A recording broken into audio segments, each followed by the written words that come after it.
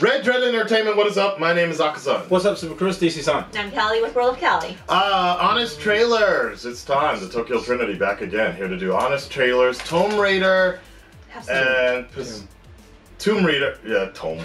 Because I always think about the porno Womb Raider, it's good. I always combine the two. So that's a whole nother deal. Alright, so I've seen Pacific Rim. He's seen Tomb Raider. The new one, right? Yeah. How was it? I've seen it. It wasn't bad, but it definitely felt like it was a movie they weren't sure if they would continue on with. Really? Or just have, I heard you know, good the first Tomb Raider? Yeah. With Angelina Jolie? How could I you know forget? how it ended?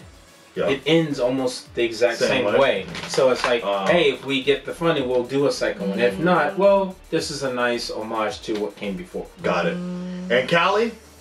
Was Ant-Man here? 0 times. 0 times. Or like what about Pacific Rim? You haven't seen the original one either? No. Okay. No, original Tomb Raider, yeah. I saw once, like a long time ago. So between the three of us, we're halfway there. Let's go ahead and take a look. What did they got? Orange slice. Yes. Ant-Man.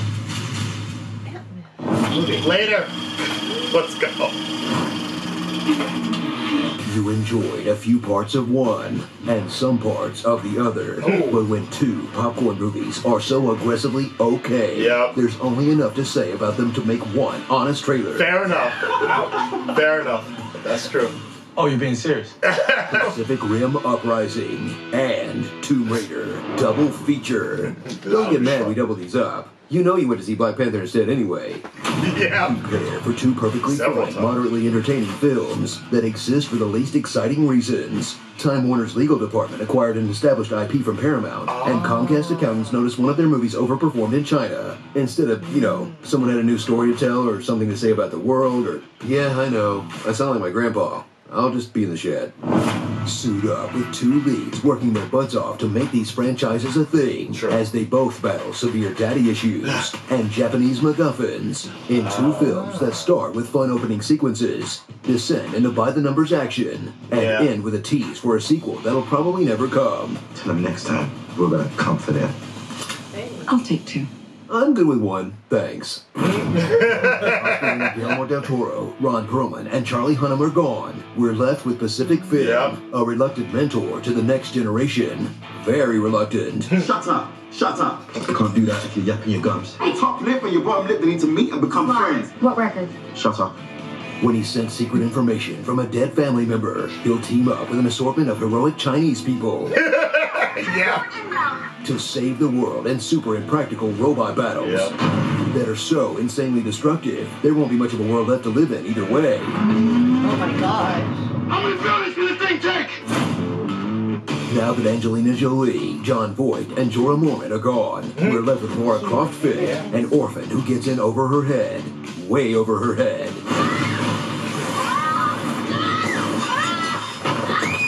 This kind of looks good, though. I don't know why. Yeah, it wasn't bad. Just aggressively okay. Yeah. When she sent secret information from a dead family member, she'll team up with an assortment of heroic Chinese people. Oh, really? Then save the world in a super impractical tomb that's so generic. You'll wish they left her as Lara Croft, Grubhub delivery biker. You know, anyone can read a tomb. Getting Chipotle from Midtown to the Bronx in 20 minutes? Now that is exciting. But no two blockbusters are exactly alike. Gone is the female objectification from the first Tomb Raider, while Pacific Rim picks up the slack. Eyes front and ass. And one has a villain too drab to be interesting, while the other has a villain too silly to be believed. I'm ending the world. Where Uprising would have been better if it was more grounded in reality, while Tomb Raider would have been better with a little more fun, or 3 big dinosaurs, or something. So the next time all the new releases are checked out of Redbox, or you accidentally leave FX on a Sunday afternoon, you can't go wrong settling on the movie based on the video game that was trying to look like a movie, or the movie trying as hard as it possibly can to look like a video game. Either way, you're gonna have an okay time. These days, okay will do just fine. Yeah. Starring Finish Him.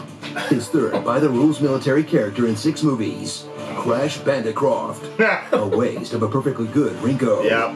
All vice, no principles. McDaddy, Master Chief Lance, Really?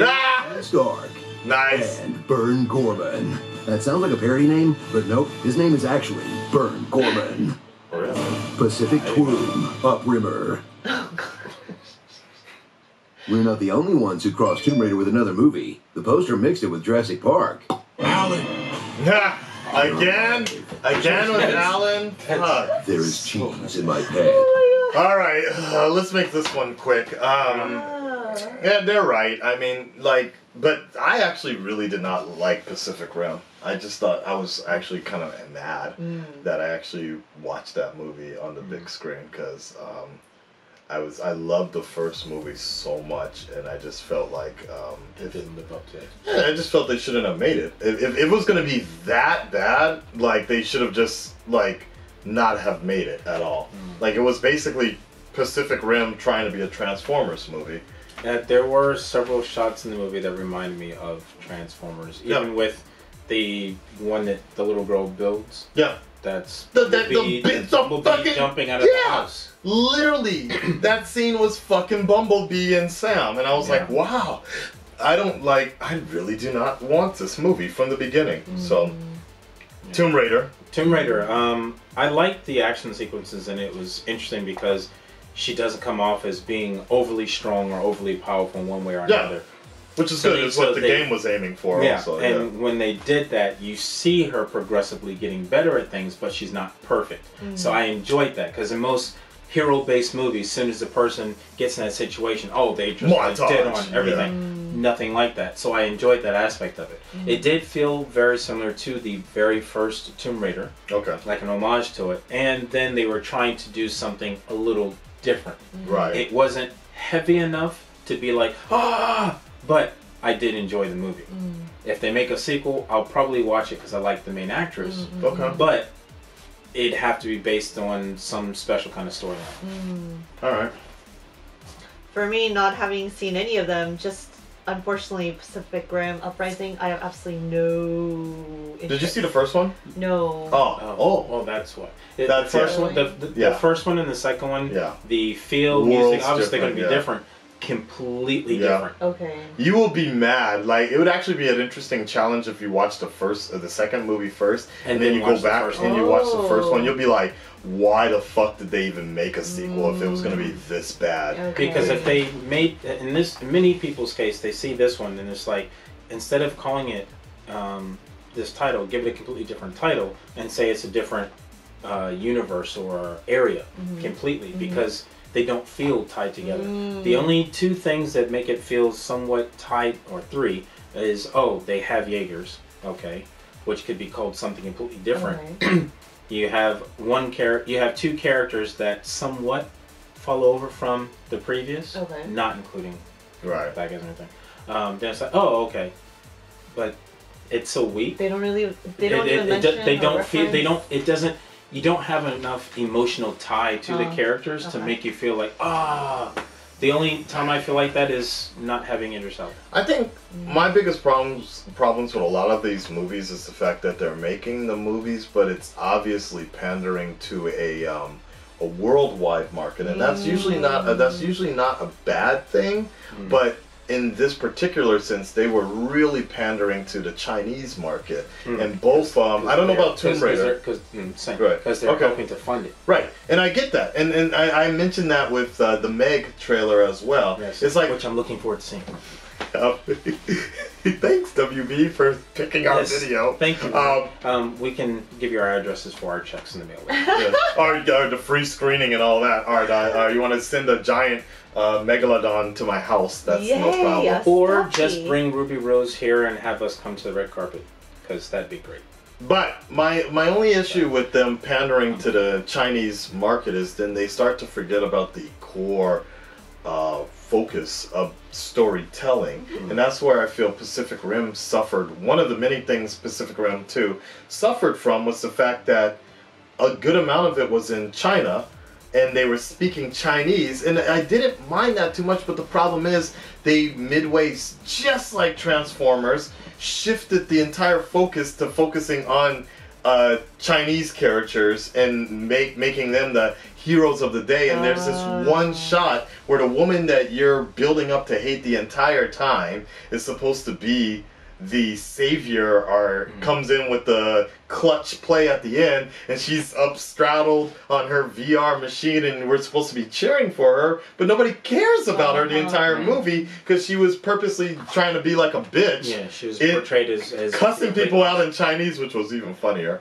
But yeah, I don't know. Sometimes I just feel like when it's that brass of a difference in characterization, they got to be really careful because the rest of the world doesn't. Or I don't know exactly. There's no point. There's no point in introducing or keeping those characters. Right. It's like reading a Game of Thrones book where you'll be introduced to side characters and then never hear from them again. If they show up, then it's like, well, why are they here? I have no time to this character whatsoever. That's why I thought the joke in Deadpool with the Yukiko. Yeah. I thought the whole deal with Yukiko was that was them basically making fun of the idea. Was like, okay, well, we got to put an Asian character in here, and she's got to say at least like 3 or 4 lines throughout the movie just to get that Asian audience in there. And I thought that's what the joke was, but other people were like, what? Nah, not really. Yeah. And then what's even funnier about the Pacific Rim is the fact that I was actually talking to some of my students who are actually Chinese about this situation, and they were like, they looked it up like, who's in this movie? I'm like, oh yeah, we in China, we don't like her either. So like that, like they're kind of like, she's not so popular either in those areas. So she's like this generation's Lucy Liu when I was growing up. No, there you go. I don't mean anything negative against Lucy Liu, but when I was growing up in my old kung fu school, the Chinese students that were there were like, well, in China people don't really like her. She's considered ugly, but in the U.S. she's beautiful. So it's like the way that they view specific actors and actresses is very different from the Western audience, and vice versa. Yes. And it happens here in Japan also. So, you're not going to hit every market. And when you try and do that all at one time, it's not going to come out good. Clover, you know what to do. Like that.